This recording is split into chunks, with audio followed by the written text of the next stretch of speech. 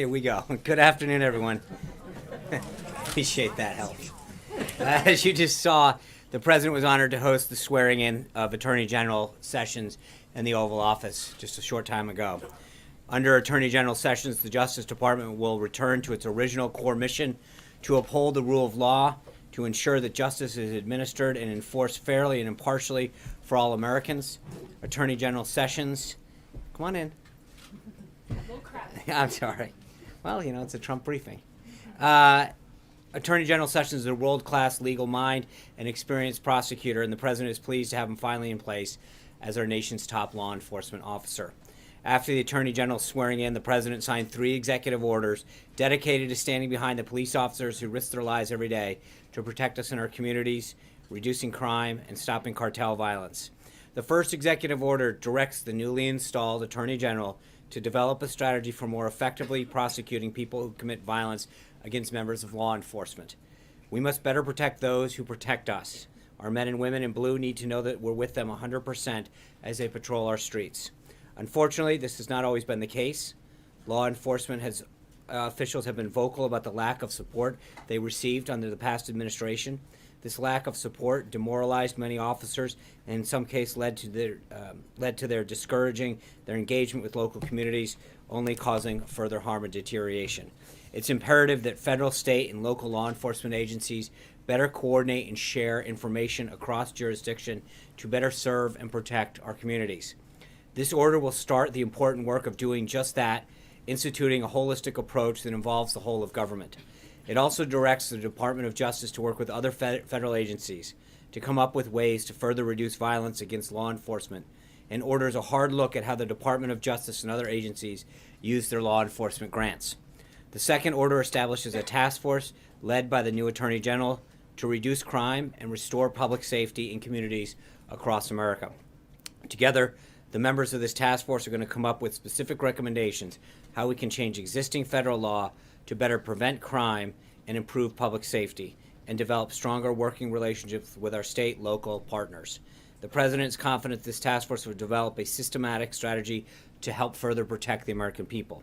Communities across our nation have been devastated by a surge in violent crime rates, particularly our major cities.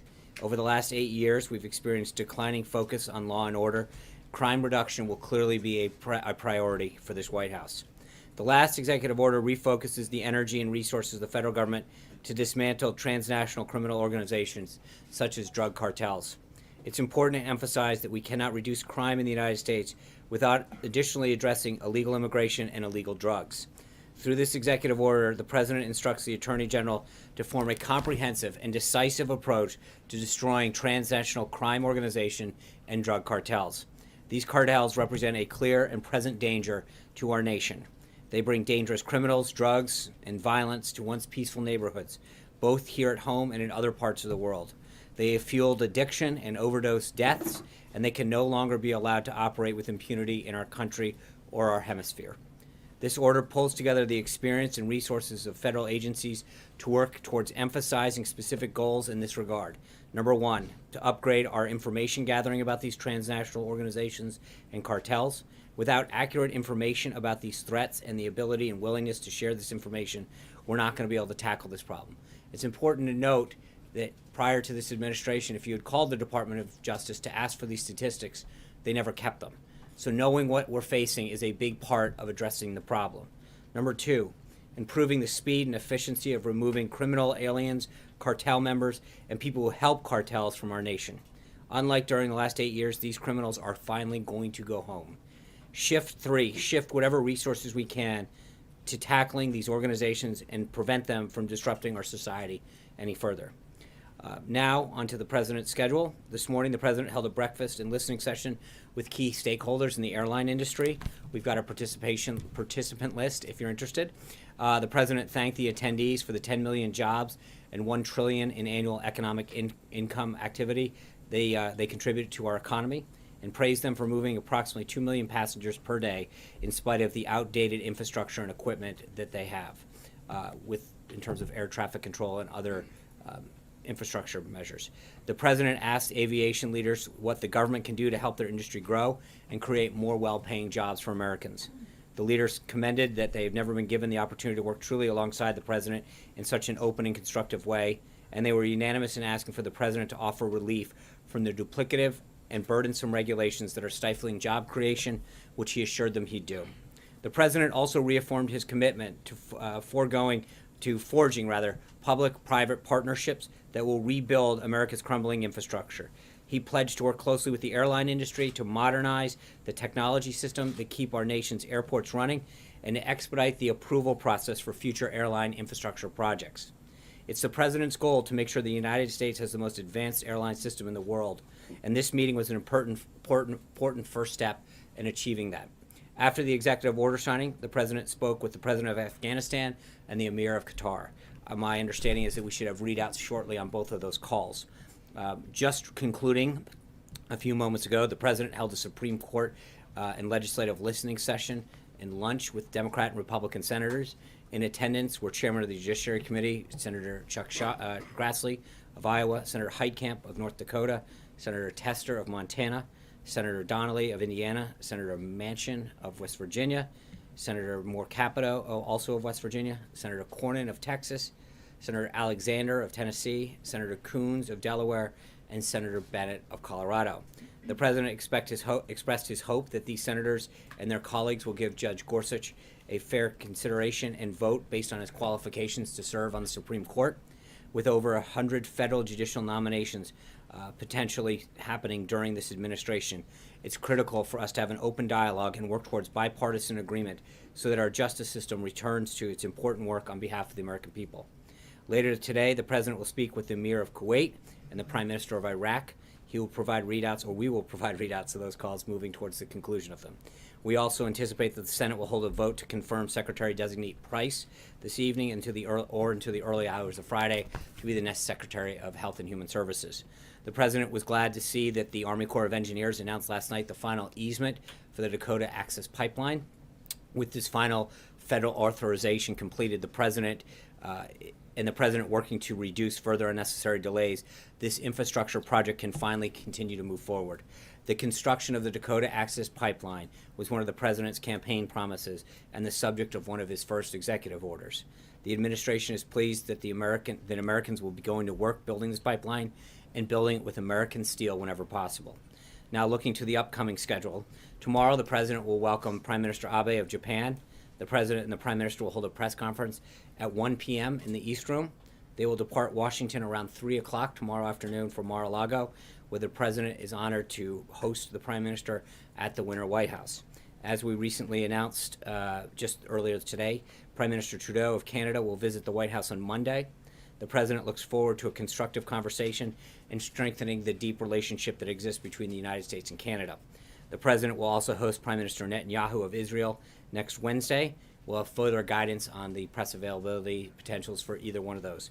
One last thing before I take your question. Amid surging levels of CEO confidence and in the wake of incredible job announcement made by the White House yesterday by Intel, there's also new numbers released today by the Department of Labor showing that unemployment claims are at near historic lows. The president knows better than anyone what business needs to create jobs, and the market is responding to his policy improvements. This administration will continue to roll back burdensome regulations and lower the overall tax burden on Americans so they can hire even more people and create even more innovative projects. With that, I'll take your questions. Caitlin Collins. Thank you. Hundreds of bureaucrats at the Consumer Financial Protection Bureau make more than members of Congress. 40 of them make more than Vice President Mike Pence. Does the president have plans to revamp this agency? And if so, does he feel that he should be able to fire the head of the agency at his will? I know I've addressed this before, but we have no updates right now on the head of CBPB. If we do, I'll let you know. With respect to the first part of that question, I think one of the things that you're going to continue to see from this president is a respect for taxpayers' dollars, the money they spend, and how they're spent. We are going to continue to review all aspects of government. I think you'll see further announcements as far as how he's going to look at how he's going to approach and innovate and update government. The bottom line is that we should be paying people a fair wage for their service to this country, but that we should be doing it in the most effective and efficient manner. And I think that's what the president has already shown towards his commitment towards helping reduce the cost of several programs through the government and bringing back jobs. But there's going to be respect for taxpayers in this administration, so that whether it's salaries or actual positions or programs, he's going to have a very, very tough look at how we're operating government, how many positions they're in, what people are getting paid. But the president understands that most Americans are out there working night and day trying to get by, and that Washington truly needs to respect the money that they spend. And then we should be doing it in a way that shows that with a level of respect in terms of how many people we're hiring, what they're paid, what programs we're looking at, whether or not that program's duplicative. But it's not just about one department or one agency. It's really about looking at how government as a whole operates. John. Sean, questions have been raised after Kellyanne Conway did an interview, I believe it was with Fox News this morning, where she appeared to, from the confines of the Brady briefing room, promote the products of Ivanka Trump. Do you believe that she crossed an ethical line here? Kellyanne has been counseled, and that's all we're going to go with. She's been counseled on that subject, and that's it. And can I ask a question? There's Reuters has a story out that includes a partial transcript of the president's call with Vladimir Putin, Right. in which he appears to express doubts about the New START treaty. Does he indeed have doubts about the New START treaty? Would he like to see that renegotiated? The president's conversation with President Putin is a private call between the two of them, and I'm going to leave it at that. We put a readout on the call, and we have nothing further beyond that. John Gizzi. Thank you, Sean. One question today. Wow. On February 2nd, Vladimir Kara-Murza, who is a well-known filmmaker in Russia and was a close associate of the late Boris Nemtsov, the dissident, found himself in critical condition. Right. His wife has since said she believes this is poisoning, very much like the conditions that almost took his life 2 years ago. And does the administration have any comment about that, or the frustration of Mr. Navalny, the opponent of President Putin, to get on the ballot as a candidate? I think our State Department is aware of the situation. We're monitoring it, and I'll leave it at that. Yeah, Blake. Sean, the president said today in the airlines representative meeting that Right. he hopes to have an announcement within the next 2-3 weeks about lowering the burden of taxes for businesses. Right. At the Super Bowl interview, he was asked, can Americans expect a tax break in 2017? And he said, I think so, yes. I would like to say yes. It sounds like he's a little bit more confident for the businesses than individual tax breaks for Americans. Is the business component at this point ahead of the individual component? No, it's a comprehensive, yeah. Thanks for asking. I think we're looking at, in the next few weeks, rolling out the outline of a comprehensive tax plan that we've continued to work, that we'll be working with Congress on, that will address both the business side of the tax ledger as well as the individual rates. But it's going to be a comprehensive plan, something that we haven't seen since 1986. But I think when you look at the segueing of that, we've got two opportunities for reconciliation this year. One is using the FY17 budget, which you can easily get Obamacare repeal and replaced on, and then you can use the FY18 budget to utilize the second opportunity at reconciliation to do comprehensive reform. But we recognize the need. I mean, it's been since 1986 that something like this, of this scale and magnitude, has happened. The president recognizes that middle-class Americans need tax relief, and that's going to be part of that. But we also recognize, and you saw that in all of these business meetings, whether it's inversions or other means in which people are shipping jobs overseas or reestablishing themselves, or the profits that are kept over there, we need fundamental, comprehensive tax reform that addresses both sides of that income stream. You say if this is going to be a mix between what he had put out there on the campaign and what House Republicans have put out there before, because there's some similarities, but clearly some differences as well. I'm just going to say that you're going to have to wait a couple weeks before we put out that outline. But I can tell you that it's something that's going to spur economic growth. It's going to recognize the need to give so many working Americans the relief that they need. But more importantly, I think part of the issue that we continue to see over and over again with businesses is that we're facing competition from abroad because of the wear of our tax code. It favors companies from not wanting to stay, and the president recognizes that. And what he wants to do is create a tax climate that not only keeps jobs here, but makes it incentivizes companies to want to come here, to grow here, to create jobs here, to bring their profits back here. So I think I don't want to get any further ahead of it, but I will tell you that it is going to be the first time that this nation's seen a full comprehensive tax reform in a long, long time. Yeah. Yeah, the president this morning tweeted that our country is, quote, bogged down in conflict all over the place. Where are we bogged down? Well, I think there's several places that we've What does been. he mean by that? Well, I think that if you look at ISIS in particular and the hot spots around the country, the places that we have to monitor, there's a lot of countries through the Middle East in particular, Northern Africa, that we are having to address and deal with and monitor because of the threat of radical Islamic terrorism. I mean, there's no question that the spread of it has gone in the last 8 years, has proliferated. And I think that the resources that we have to spend, this isn't a traditional war where you're just looking at the other enemy with a uniform and saying, here's the country we're fighting. The proliferation of ISIS throughout this country has made it so that we have to focus a lot more in a lot more places and expend a lot more resources because it's more of a disparate approach that we have to employ as opposed to having one country that you're facing at one time. But bogged down suggests it's I something we understand. can't get I out just of. answered the question. I understand. Thank you. Yeah. Thank you, Sean. Yeah. And happy Lantern Festival to you. Happy with the president too. Thank you. And regarding the very nice letter that President Trump sent to Yeah. President Xi Jinping last night, I'm curious about the timing. And also, in a letter, President Trump said he's looking forward to develop a constructive relationship with China. So could you elaborate the importance of this bilateral relationship to the U.S.? Thank Well, I you. think it's obviously important to us, and the president understands that. I think he's spoken fairly often about China, and he understands both the national and economic interests that we have, the desire for our companies to access the Chinese market, but also the national security interests that we have. And so he obviously wants to do what he can to have a fruitful and constructive relationship with China, and he looks forward to developing that as we go forward. Sarah? The top U.S. commander in Afghanistan said today that that they could use a few thousand more troops in Afghanistan to help the coalition efforts there. Going off Mike's question, if we're trying to get out of conflicts like that, does the administration plan to send those additional forces to Afghanistan? I think the president will heed the advice of the generals and Secretary Mattis. That conversation has yet to happen, and if we have any further announcements. But I think that's right now a Department of Defense issue that you should touch base with Hallie. Sean, two questions for you. I want to get to one on immigration, but first, on the comments from Judge Gorsuch that have been reported out, Yeah. I just have a two-parter for you. Does the president still stand by his nomination?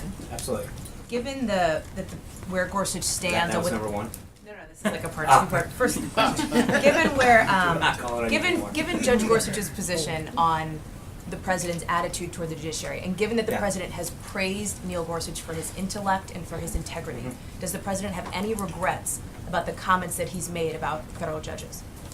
I think the president's comments speak for them. No, he has no regrets, but he's very proud of the selection he's made, and he's going to make a great associate justice of the Supreme Court. About the comments that he said, for example, about Judge I understand Robar. that. Yes, he has no regrets. Thank you. On immigration, Guadalupe Garcia de Reyes, Sean. When you started here, Brian. Why are you calling me out? I didn't do anything. I know the White House, I'm sure, has been following the situation of Guadalupe Garcia de Reyes. And so I want to know, does the president believe she should have been deported? And what message does he have to others? Yeah, in her I'm going to position? refer you back to ICE on that. That's an ICE matter, and I the issue is developing in Arizona right now, and I would refer you back to ICE. Margaret, Go right now, though. I would refer you back to ICE. In that lunch meeting, the president said that, he basically said Senator Blumenthal's comments were taken out of context, and that Judge Gorsuch's comments, right, yeah. and that his relaying of Judge Gorsuch's comments were taken out of context. However, Senator Ayotte, who is working with the White House to help shepherd Judge Gorsuch through the Hill, released a statement confirming those same remarks, disheartening and demoralizing. Right, in so terms here's what was Senator- the president aware of that? Because Yeah, of she course was he's in aware. that meeting. No, of course he's aware. This is what Senator Ayotte said. Judge Gorsuch had made it very clear in all of his discussions with senators, including Senator Blumenthal, that he could not comment on specific cases, and that judicial ethics prevent him from commenting on political matters. He has also emphasized the importance of an independent judiciary, and while he made clear that he was not referencing any specific case, he said that he finds any criticism of a judge's integrity and independence disheartening and demoralizing. So there's a big difference between commenting on the specific comments that have been made in the tweets and his general philosophy about the judiciary and his respect for his fellow judges. And I think the senator's comments were very clear about how those are two distinct issues. Right, and the judge's Right. comments, as relayed through others, were also in that context of the president's attacks on the judiciary, which is what the senator, as you just read out, was also talking about Right. there. Okay, so Was the president aware of that? Because Senator Ayotte was sitting right across from him when he said that those comments weren't accurately no, reported or conveyed. the way that Senator Blumenthal characterized them, he was talking about the tweets and saying that he was disheartened. That's not what the judge said. He was making two very complete, distinct arguments about how he views the comments, that he should not be commenting on a political matter or on specific things. But as a whole, he doesn't like attacks in general on the judiciary. It was a very distinct argument that he was making. And I think that's where I think we've got to be clear, and that's what Senator Ayotte was saying this morning. Very, very different. Cecilia. Does he take that on board? I mean, Does he what? Is he taking that on board? I mean, you just said he doesn't regret his past attacks on the judiciary. Right. But now you have these confirmed remarks, which you were saying were exactly what the judge was talking about. No. And that's not but hold on. changing the But president's again, I own- think it's important to understand that the judge was very clear that he was not commenting on any specific matter, right? And then he was asked about his general philosophy. So you can't then take that, equate it back to the specific. He literally went out of his way to say, I'm not commenting on a specific instance. So to take what he said about a generalization and apply it to a specific is exactly what he was intending not to do. But in other words, the president will continue to speak like this. Of course he will. The president's going to speak his mind. It goes back to Thomas Jefferson, that presidents have commented on judicial nominees. I mean, the idea of one branch talking about or commenting on another branch is as old as our republic. So I don't know why. And I find it interesting when President Obama criticized the Supreme Court for its Citizens United comments in the State of the Union. There wasn't a similar concern about that. And there's the idea that this is a so-called judge portion. I get it. I mean, personal look, attack. but at some point, it seems like there is clearly a double standard when it's how this is applied. When President Obama did it, there was no concern from this briefing room. When he does it, it's a ton of outrage. So I just, with all due respect, I think the president's made very clear that he was concerned about how that executive order in particular, which is what we're talking about, was applied. And I think we've addressed it from this briefing room over and over and over again, that the U.S. Code gives the president very clear authority to make this happen. Cecilia. I want to make sure I understand what you're saying. Are you saying that demoralizing and disheartening was not specifically about the president's comments and what he said? And if so, how does the president know that? I think Has he that, spoken to the no, judge? I think the judge literally made it very clear in his Three comments. senators have come out and said that they corroborate I understand his that. statement and Senator Ayotte, who was there, made it very clear that he was commenting in general about attacks on the judiciary. That was it, plain and simple. Three other senators I have understand said that, Cecilia. I can tell you, with Senator Ayotte, who has been with him on every single thing, was very clear about that. There's no, so I understand that, and that is, she has made it very clear over and over again. Yeah. Sean, your Stealing the me or- question. yeah, Sean, your answer about the context Yeah. doesn't make sense when you think about what Senator Ben Sass said today this morning on TV. He said that he asked Judge Gorsuch specifically about the president's so-called judge tweet, and in response, Phil, this is like the fourth judge- time I've asked an answer. No, but Like, this is a different context, Sean. I understand that, Phil. I've It's asked directly about the I president. understand that, and I've said exactly what Senator Ayotte said about it. I don't know how many times you can ask. Yeah, It was only about I understand it. Blumenthal. Thank you. Yeah. Sean, I'm going to continue on this line despite what's happening there. Why isn't the White House, why isn't the president concerned about the influence or the appearance of the influence on the independent judiciary? Why isn't he? He is free to speak his mind. Where has this outrage been for the last 100 years? There's Not the been. Obama administration or any previous administration. I'm talking about this president. I understand, and the this president White has. House. The part of the reason the president got elected is because he speaks his mind. He doesn't hold it back. He's authentic, and he's not going to sit back. I think when he feels very passionately about something as much as the executive order, he was doing it to make sure Americans were safe. The order, the U.S. Code, is crystal clear on this. I think I've read it for like 3 days in a row. and it can't be any clearer how much authority it gives the president to do what he can to keep it safe. He's concerned that he's doing what he can to keep this country safe, and there's been a lot of activity to stand in the way. So I'm not sure how many more times I can read the code to you, but 8 U.S. Code 1182. Me talking about it is not how the judicial process works. Thank you. You've asked the question now 8 times. One more, I'd like to ask you, one more about a different set of comments that have been made. I understand. Thank you. Go ahead. About a different set of comments that have been made, Sean, also from Kellyanne Conway earlier this week. Let him go. Earlier from this week, you said this is in context of the Nordstrom, and not about what she was counseled about, but about something she said to CNN earlier this week, is that the president doesn't comment on everything. And so I want to contrast the president's repeated statements about Nordstrom with the lack of comments about some other things, including, for example, the attack on Quebec Mosque and other similar environments. Why is the president, when he chooses to... Do you know, hold on, before, because you just brought that up, I literally stand at this podium and opened a briefing a couple days ago about the president expressing his condolences. I literally opened the briefing about it. So for you to sit there and say... I know. So why are you asking why he didn't do it when I literally stood here and did it? Statement. I don't understand what you're asking. Kellyanne's comment were about that the president doesn't have time to tweet about everything. Right. He's tweeting about this. Right. He's not tweeting about something else. I came out here and actually spoke about it and said the president spoke. The president's time. What are you? You're equating me addressing the nation here and a tweet? I mean, that's the silliest thing I've ever heard. Okay, this is silly. Okay, next.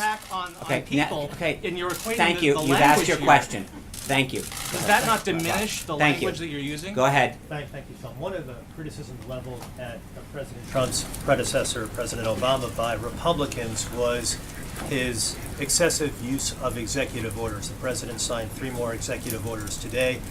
Why isn't that criticism applicable to President Trump in the same manner? I think when you look at the context of what what those executive orders did, and there's things that are within the bounds of trying to protect this country and ordering police officers. Nothing that I think even Democrats would complain, with the exception of the one that we've had conversations on. Most of them have been widely praised by both parties. To keep this country safe, to get jobs creation back. Most of them have been widely applauded. I think the difference with what President Obama did was stretch the executive order to take actions that had largely been within the realm of Congress, and to do things that didn't allow for prior input. The stuff that the president is doing is almost entirely highly applauded by both sides of the aisle and won tremendous praise. There's a big difference in the context in which those two administrations operated. Criticisms, in addition to that, was that President Obama, in using those EOs, was governing by executive fiat. He wasn't working with Congress. Does the president plan to use Congress in a legislative manner? Absolutely, and I just mentioned both tax reform and repealing and replacing Obamacare, immigration. There's so many areas where the president's, he literally we held up this briefing a little so that 8 United States senators could walk out and talk about, and again, that meeting, while it was focused on the judiciary, they talked about infrastructure, they talked about other priorities that they have. He has shown a commitment to work across the aisle, to bring folks in, to listen, to hear their thoughts, to get ideas on a legislative agenda that they can move together with. So I think there's a big difference between the last administration that sort of shunned Congress's role and this administration, where the president is actively seeking their input and ideas and helping them craft an agenda to move the country forward. Alexis. Follow up on the tax question.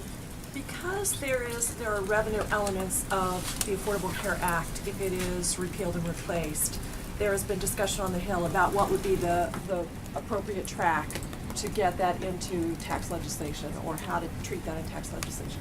If the president is interested in unveiling a tax package that is as comprehensive as you just described, would the revenue elements of the Affordable Care Act be on a separate track, or is he talking about folding them into one reconciliation package? So right now, as I mentioned at the outset, I think we're primarily looking at 2 reconciliation tracks. One utilizing the 2017 budget, so you could put your Obamacare repeal and replace in the 2017 reconciliation package, and then you could potentially do tax reform, comprehensive tax reform, in the 2018 budget. But I also want to say, I mean, just so we're clear, these aren't prescriptive. I think we continue to work towards Congress. on a range of options and ideas to accomplish both of those and other goals.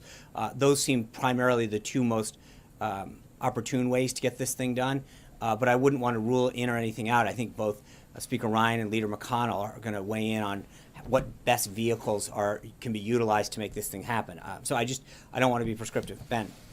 John, you talked about the president's tax reform plan in coming weeks. Is that something he's talked about with leaders in both houses of Congress, and are they prepared for this? Absolutely. I mean, as I mentioned, he has met with, just wrapped up a meeting with Republicans and Democratic senators, but this is something that the Legislative Affairs team, as well as the president himself, has engaged with members of Congress to talk about this both privately and in bigger groups. But there's a very large conversation going on to achieve bipartisan support for a package of this nature. Jonathan. Does the president believe it's possible to balance the budget without major entitlement reform? And if so, how specifically? I think one of the things that the president has looked at is not just the cutting side, but the revenue stream. In one area in particular, natural resources, regulation and tax reform, how we can grow the economy and bring in additional revenues to the government on the revenue side. So there is a balance to how the president's looking at bringing down the deficit. And I think we'll have a budget out, in a few weeks. I think that will answer a lot. But when it comes to deficit reduction, which is something that he is very interested in, that is not a one side of the ledger option. A lot of what he is trying to talk about in these meetings and with business executives is how we can expand the economy, and that expanded economy, that job creation, those explorations of natural resources and additional new jobs also bring additional tax revenue in. So there's a way to do this. If we start bringing businesses back, creating more things, creating more jobs, that creates a revenue stream that has a significant impact on the deficit, on being able to drive down the deficit and balancing the budget. So I think it's not something that I want to get into too much detail now, but I will tell you that I think the president has been very, very keen on trying to make sure that we look at the revenue side as much as we're looking at the spending side. When it comes to the spending side, again, you're looking at a whole of government approach at how we look at every department, every agency, every job, the spending free or the hiring freeze being one of them. How do we make sure that we're looking at, are these positions necessary? Are they duplicative? Are we using taxpayer money in the best possible way? Those are it isn't a single, look at those particular programs and try to figure out what we can do. He's looking at everything and figuring out if we can make it more effective and efficient. Yes, Scott. Yeah, Sean, Monday, House Oversight Committee is going to mark up Congressman Chapus's bill to strike down the District of Columbia's Death with Dignity Act, the assisted suicide law. It could soon come to the White House. Has the president articulated any thoughts on that or the other bills to strike down D.C.'s gun laws, marijuana, funding for federal for abortions in the district? Any thoughts on all these things that are coming your way? As they come our way and they get passed by both houses and come this way, we will issue statements of administration policy. At this time, they are not at that position. So thank you guys very much. We'll see you tomorrow with the Prime Minister. Take care.